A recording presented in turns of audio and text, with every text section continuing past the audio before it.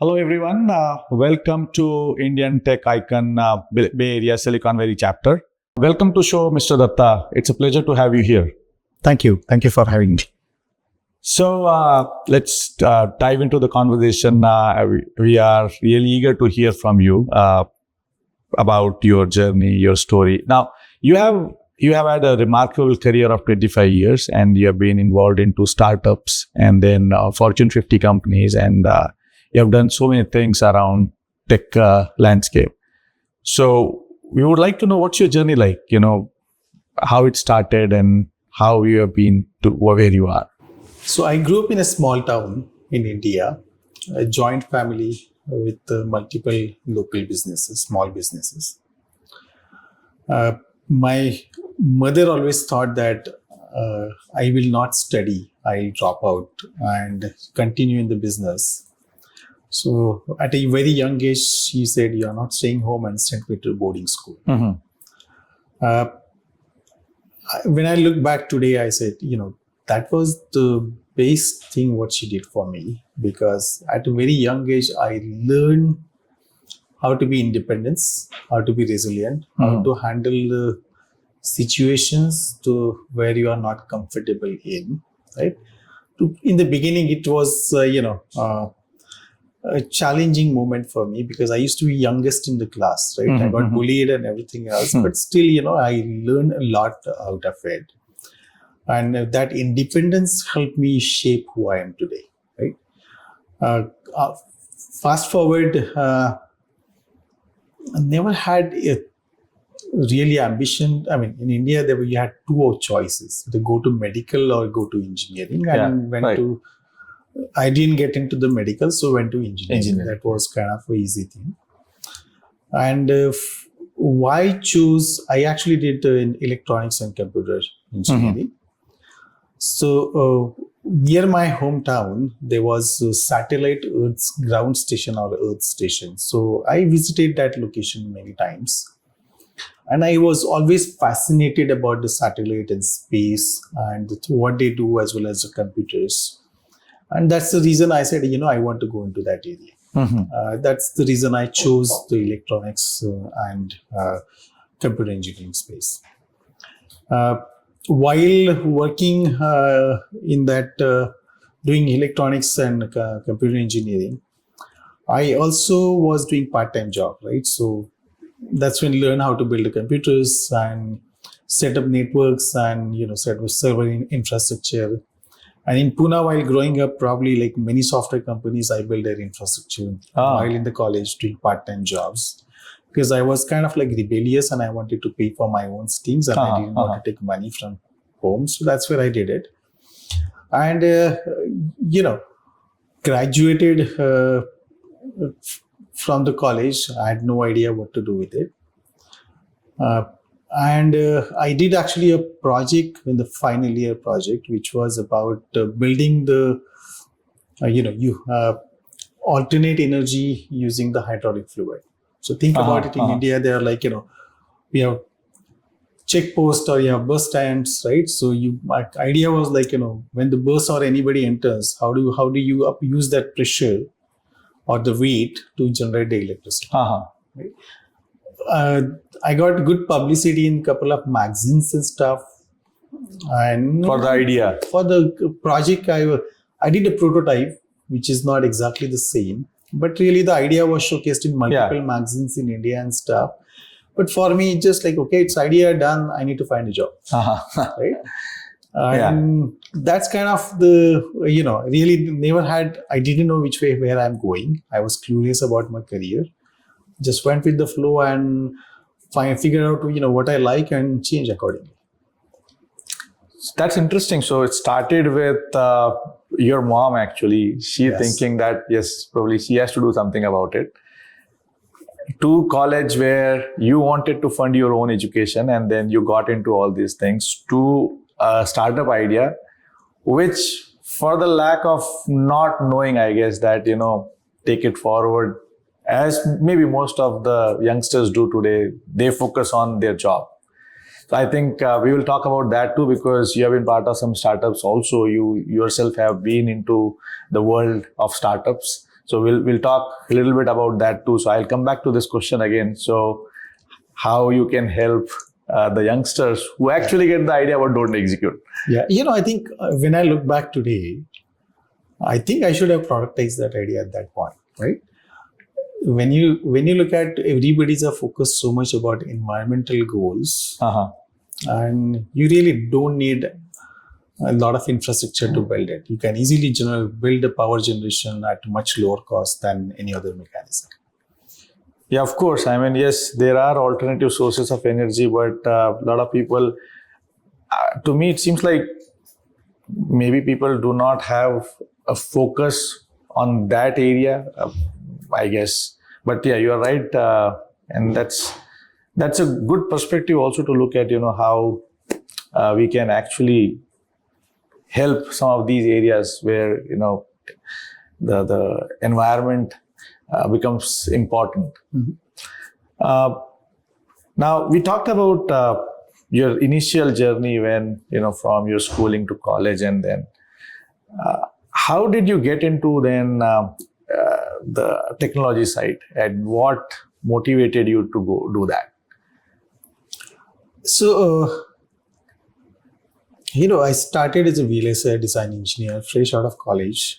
That is also one of the software company I set up the network while I was in the college.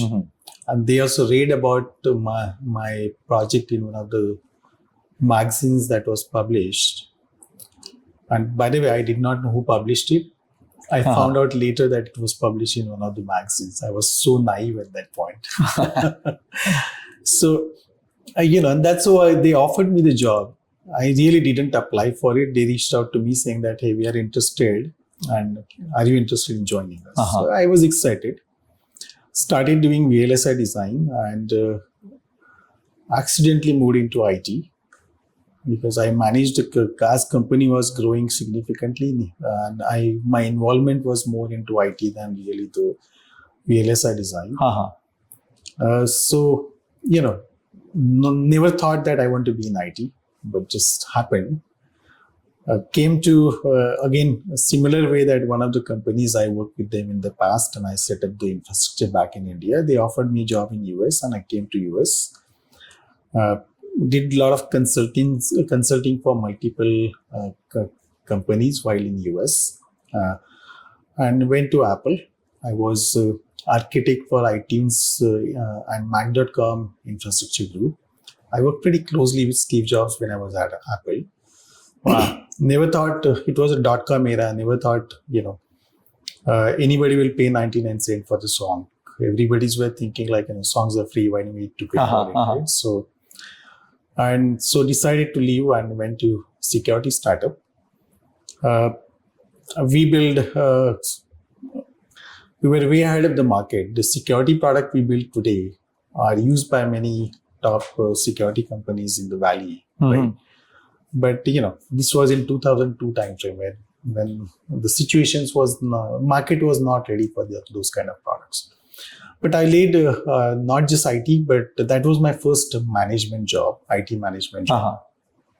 So I not only laid IT, but I also laid security research engineering, sales engineering, customer support engineering. I also laid product management for some of the products, right? So I kind of figured out what I want to do. Right, I was not comfortable in whatever the role I'm doing it. I really want to do what more I can do. Right, I'll get involved.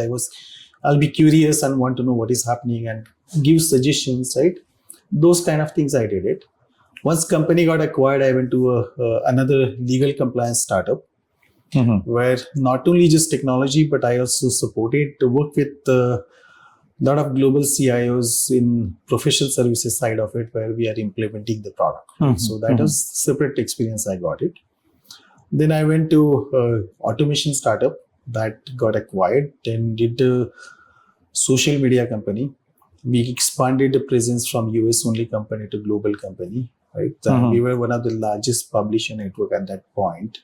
Even when Facebook and others were not into ad business, we used to be the ad company at that point.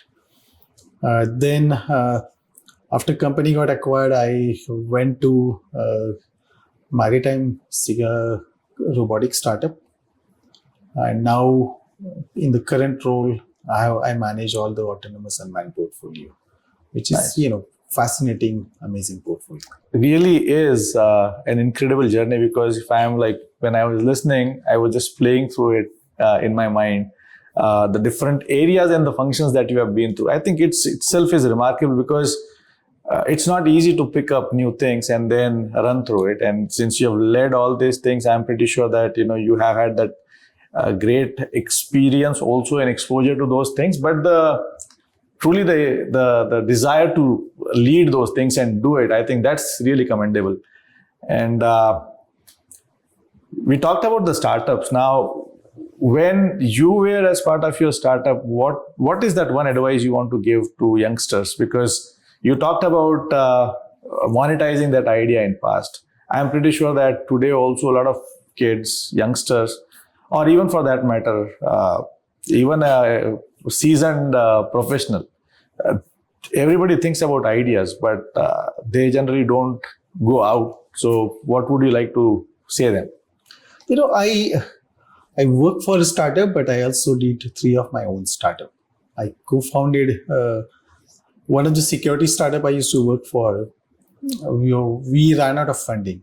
I was suddenly not out of job. Mhm. And while finding the job, me and one of my friend, we started working on the idea, which is in the security research space. And in 3 months, we already had an offer to acquire the company. It was not even incorporated as a company. We sold that company. We were actually naive. We should have continued with that company, but that was a learning experience. The second one, I got some idea about some of the interns that I used to have their journey about how they got into college. So because of that, I started an educational technology startup, which did not do very well in the US, because the college admission space in US is kind of like restricted because with all the rules and regulations. But we sold a company in the Southeast Asia market, and that company is really doing well in that market. They're using similar areas, right? And the third company I started, again, it's based on the experience, like one of the co-founder that I used to had a couple of startups with, had some, health issues, and during that whole his, journey, we started this healthcare technologies startup, where we were helping the doctors to do the surgery with more precise way, where it will improve the patient's recovery time much faster, right? So really, I say to the youngsters, at that point we did not have ideas. At that time we did not have lot of internet. At that time we did not have VCs and all the ecosystems, right? So, and we really didn't know what really it means, those idea means, right? Today you have a lot of avenues where you can actually really figure it out, the ideas, and there are people who can fund it. So take chances, take risk, right? But more the risk you take, the rewards are also higher. Yeah. Well said. Buildings your own is always more exciting, more fun than working somewhere. Yeah, of course. And I think also, you said the first startup was security, and then it was college, and then it was in healthcare. Seems like the subject matter doesn't really matter as much, but the will to do it, I think that's more important. If you are passionate, I would say, like, blindly don't go and start something. We'll do the collaborate with the subject matter experts, in the industry experts. Understand what you are getting into, right? And if you understand, if you're comfortable what you are getting into, just go for it, right? So I see, like, some of the people, they just say, I have an idea, I can just do it. They don't have knowledge, they don't know the industry, they don't know the market that well. Study those things. Now that a lot of information is very easily available. That's right. So basically, do your own research before jumping into something, but jump into something. Yes. It's like that. Yeah. Also, like, as part of your role, when you are kind of networking with all the CIOs and other people, you talked about one of your other opportunity where you had opportunity to interact with so many CIOs across the world. And now you have probably your own circle of CIOs, which you interact with, you try to understand, their landscape and share ideas. So tell us about something that, as a community, if you are involved somewhere, what do you do?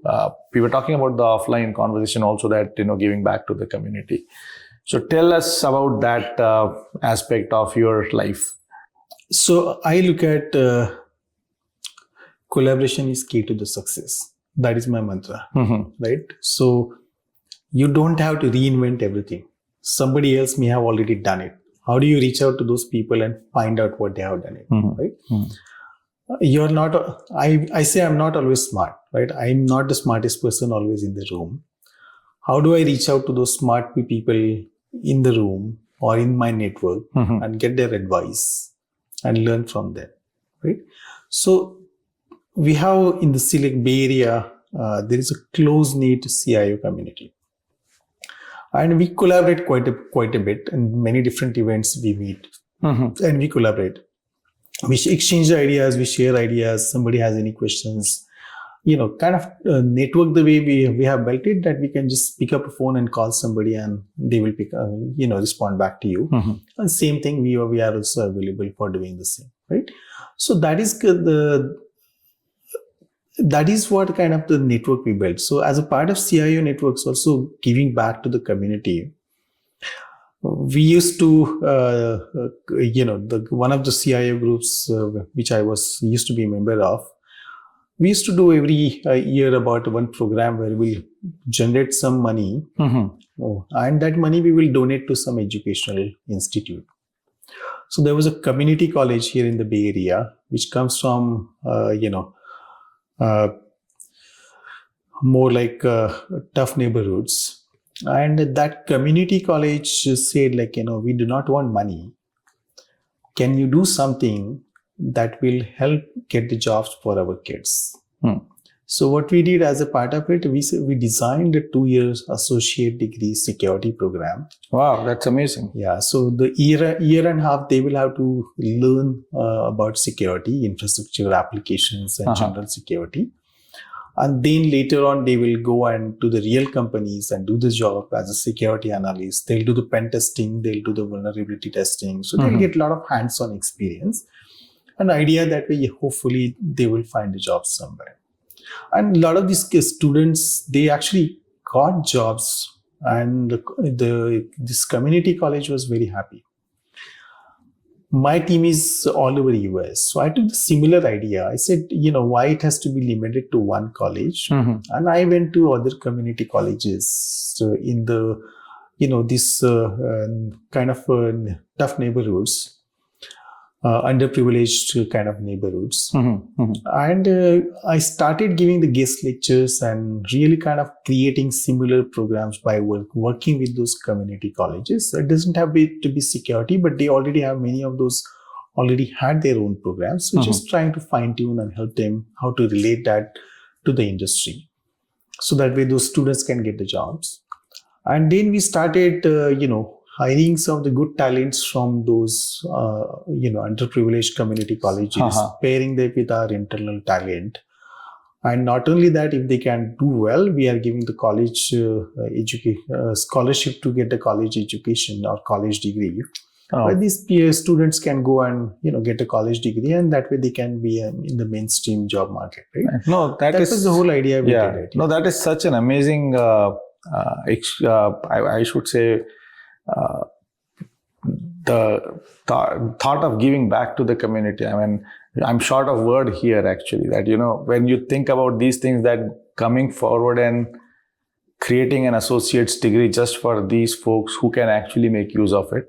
And I think it's also great that, these kind of people who are associated with these colleges, those are the people who are also able to give some opportunities right away, rather than, the kids having go out and such. I'm sure that they are searching outside also, but they also have access to this network that is ready to help them. And that is great, because these kids are the future of our country as well. And the way I look at it, right, some of the kids who got this white collar job, if they would not have gotten these opportunities, they otherwise would be on the streets, doing things probably, just to earn some money, right? Yeah, that is true. You are giving them the platform where they can lift themselves and their family from that point onwards and change their lives forever. Yeah.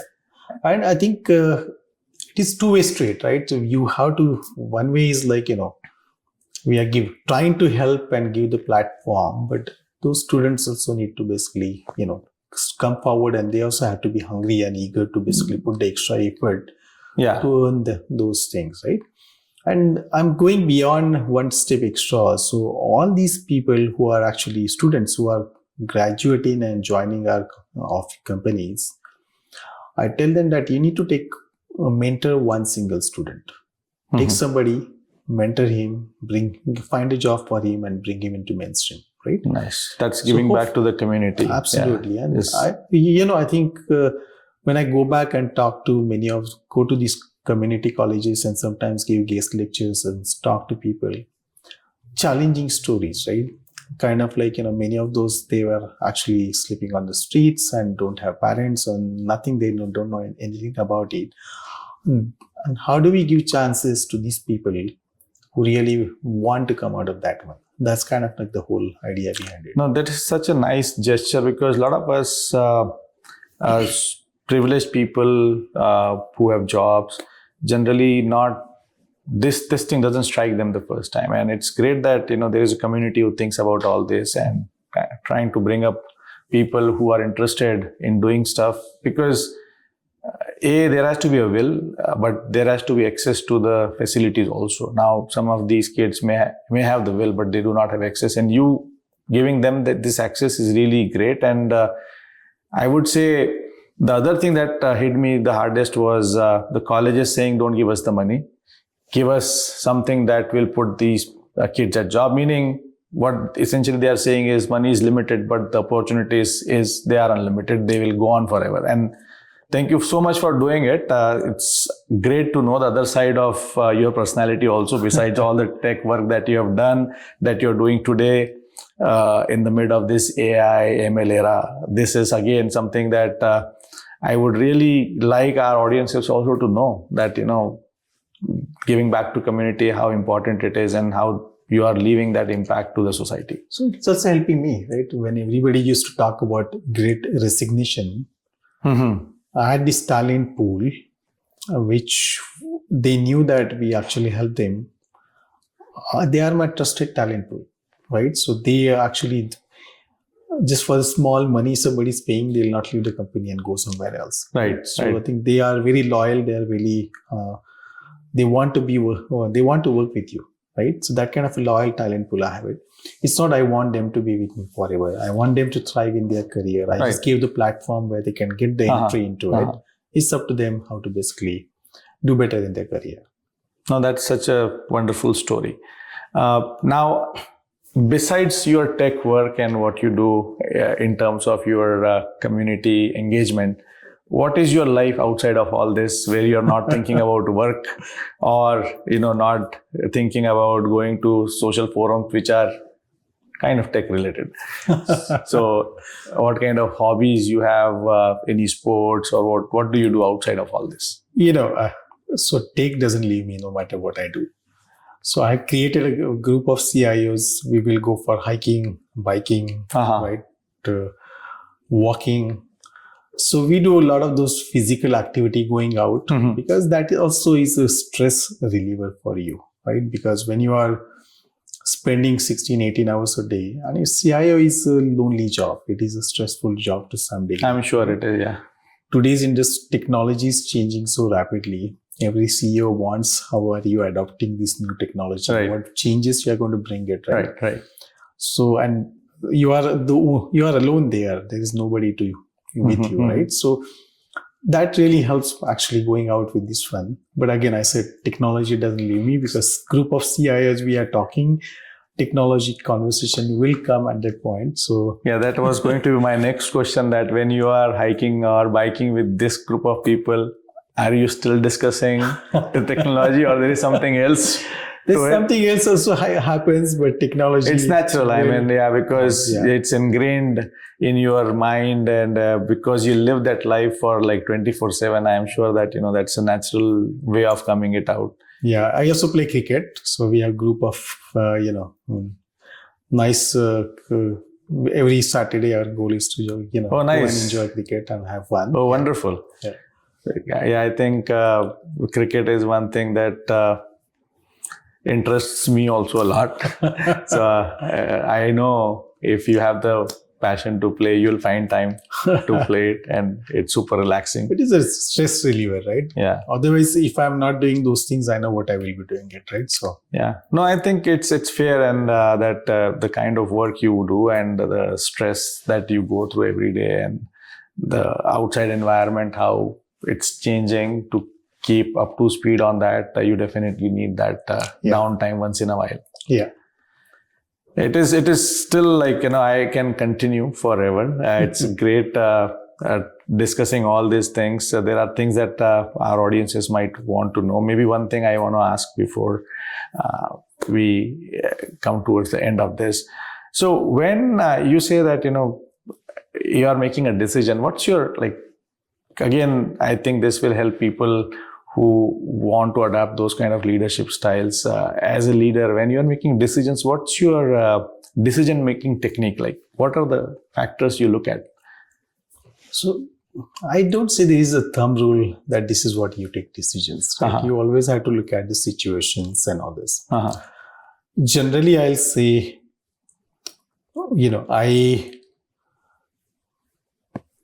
I want to empower my team, right? And empower them to make the decisions, because we need to build the future leaders, right? And my philosophy is very simple. You make a decision, things goes wrong, I'm responsible for it, because I'm giving the authority for you to make the decisions. And at any given point of time, if they are not able to make the decision, and if I have to make that decision, so I look at the data and the facts, right? And not always the data and the facts, but sometimes also gut feeling. Yeah, that's, Right? yeah. So you need to make a decision, because data and facts may say something, but your gut may say something else. Yes. So I'll go with my gut. Yeah, that's actually was going to be my next question, that when it comes to decision making, do you make it using data or your guts, or is it like mix of both? Mix of both, yeah.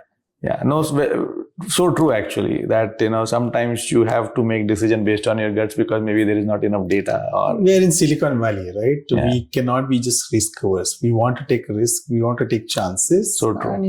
And sometimes you fail. It's not always you will be right. But it's be agile and quickly course correct, and really trying to justify the wrong decision. It has been a great discussion with you. I would say that I learned a lot today from you in terms of your journey, but also I think I'm amazed to see that how much you have accomplished in your career of 25 years, different areas, different functions, Fortune 50 startups, own startup. It's a commendable journey, and I think our audiences would love to hear this journey of yours. Is there anything that you want to share as a message to the community or the audiences here, maybe budding entrepreneurs? I was, I'll not take the name, but one of the entrepreneur in the Bay Area is multi-billion dollars kind of. He had successful multiple exits. One time I went to his house and we were having conversation, and he himself made a tea for me, and we were having those tea. And I asked, you sold multiple companies. You have your name, you have your brand. And what more you ask for? And he gave me a very interesting answer. He said, Datta, I think if I say I've got everything in my life, I'll not have strived to do anything more. Right? He said, you look at all the big names, whether it's Bill Gates or no matter who it is, right? They are or Elon Musk or anybody. They are one of the richest people in the world. still they are working hard to build something, right? They have earlier may not have money, but now they have money, they have means, they have ways to do it, but they are not comfortable in their achievements. So don't get comfortable in what you have done it. The day you said I have achieved everything, that's the day you will stop growing and you will not do anything, right? So just don't say that I have achieved everything. There's a lot of things are changing. There's a lot of life and world ahead of you. So think about what more you can do. It doesn't always have to be technology. There is a lot more beyond technology also that you can do. Yeah, no, so very well said. And thank you for, again, that insight that I'm sure that a lot of people will take it. I'm really humbled to have you here on the show, and it's really great to listen to your stories. Good luck for all what you do. And again, thank you for giving it back to the society as well. Thank you very much. And, I don't think I have an amazing story or anything else, but I've seen a lot of entrepreneurs and a lot of people and the work they have done it. So they are my inspiration. I get inspired by their stories also. And I'm sure, there are many CIOs and technology entrepreneurs in this forum. They are also doing an amazing job. So looking forward to hearing their stories and collaborating with them also. We will get to those people as well and bring out those stories from them. Sure. Thank you very much. Thank you. Yeah.